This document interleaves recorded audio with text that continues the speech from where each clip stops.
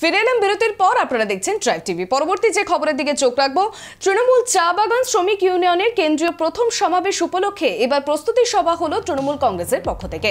আগামী 11 সেপ্টেম্বর ডুয়ার্সের মালবাজারের এই শ্রমিক সমাবেশে বক্তব্য রাখবেন সর্বভারতীয় তৃণমূল কংগ্রেসের সাধারণ সম্পাদক অভিষেক বন্দ্যোপাধ্যায়। মূলত 6 জেলার চা শ্রমিকদের নিয়েই এই শ্রমিক সমাবেশ হতে চলেছে।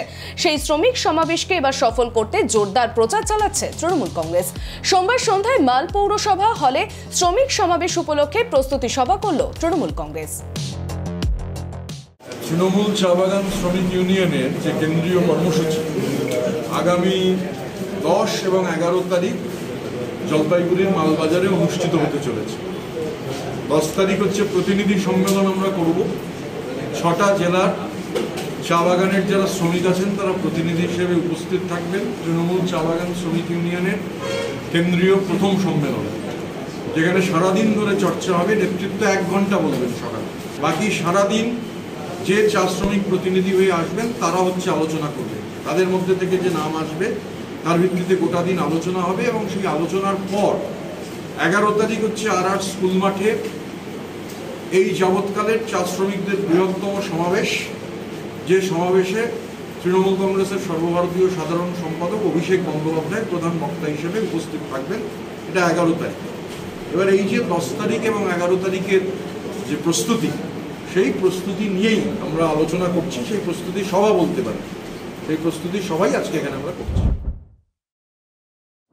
আগামী 1 সেপ্টেম্বর দুর্গাপুজো নিয়ে ইউনেস্কোকে সম্মান জ্ঞাপনার্থে যে যাত্রা সভা জলপাইগুড়ি শহরে করা হবে সে বিষয়ে খোঁজখবর নিতে এবার সোমবার টোটোতে করে জলপাইগুড়ি শহরে বেরিয়ে পড়লেন জেলা শাসক মৌমিতা গুদারা ও জেলা পুলিশ সুপার দেবর্ষী দত্ত।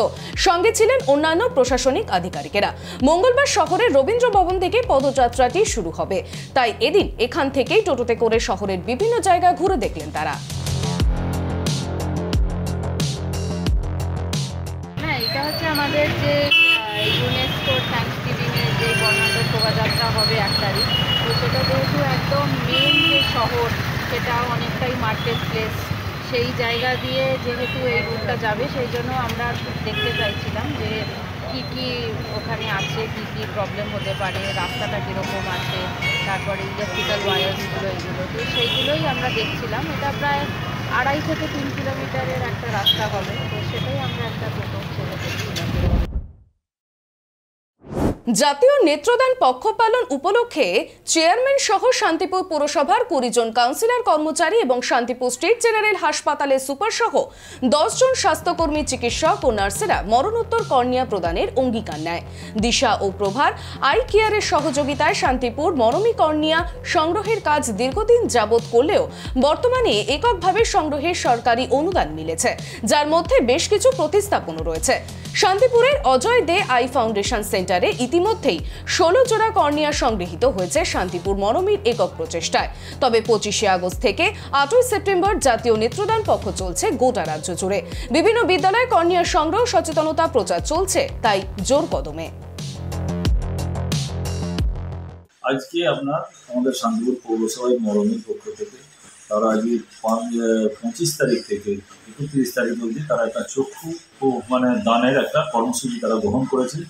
আমাদের শান্তিপুর পৌরসভায় আজকে তাদের মরমীর কর্ণধাররা সবাই এসেছিলেন। আমরা পৌরসভার পক্ষ থেকে সেখানে পাই আমরা আজকে 20 জন চক্ষু দান করবো বলে সেখানে অঙ্গীকারপত্রে আমরা সই করেছি। তারা সকলেই স্বেচ্ছায় যাতে যারা আজকে আমাদের মৃত্যুর পরে যাতে আমাদের যাদের চোখে তারা অন্ধত্ব রয়েছে তারা যাতে এই এটা তাদের চোখে লাগে, তারা যাতে দৃষ্টি ফিরে পায়, এরকম একটা মানবিক কাজের জন্য অনেক কাউন্সিলরও সেখানে আজকে তার পত্রে সই করেছেন, আমরাও করেছি। আমরা এরকম মহতি কাজের সঙ্গে আমরা পৌরসভা সর্বদা পাশে আছি এবং থাকবো, এবং এরকম ধরনের মহতি কাজে যেন সাধারণ মানুষও এগিয়ে আসেন তাদের কাছেও আমি পৌরসভার পক্ষ থেকে অনুরোধ করি। টোটাল 20 জনকে দেওয়া, 20 জন অঙ্গীকার করেছেন, আরও করবেন পরে। পৌর কর্মচারী, কাউন্সিলর এবং চেয়ারম্যান নিজেই ছিল। এবং সবথেকে বড় কথা শান্তিপুর সুপারিনটেন্ডেন্ট বললেন যে আমরা এখানে একটা ওয়ার্ডগুলোতে আমরা আপনাদের ফোন নাম্বার রাখবো এবং আমরা পার্সু করবো যাতে এখান থেকে মৃত্যুর পর কর্নিয়াটা সংগ্রহ করা যায়, দিতে রাজি ব্যাপারে সহযোগিতা করবেন। আসছে আবহাওয়ার খবরে। ব্যবসা গরম থেকে দক্ষিণবঙ্গবাসীর এখনই রেহাই পাওয়ার সম্ভাবনা নেই। আগামী আরও 4 থেকে 5 দিন দক্ষিণবঙ্গে তাপমাত্রার কোনো হেরফের হবে না বলেই জানিয়ে দিল আলিপুর আবহাওয়া দপ্তর।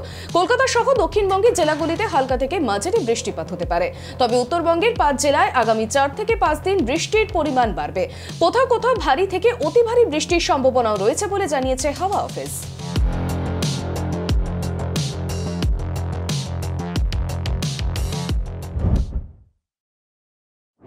গত 2 দশক ধরে কংগ্রেসের সভাপতি পদের নির্বাচনে কোনো প্রতিদ্বন্দ্বিতা হয়নি।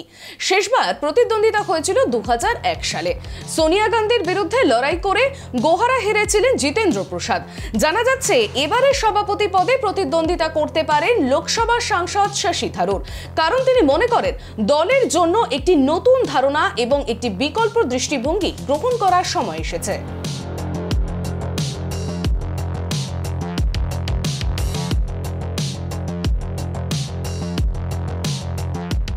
এখন সময় ছোট্ট একটা বিরতির। ফিরছি বিরতির পর অন্যান্য খবর নিয়ে। ততক্ষণ চোখ রাখুন ট্রাইব টিভির পর্দায়।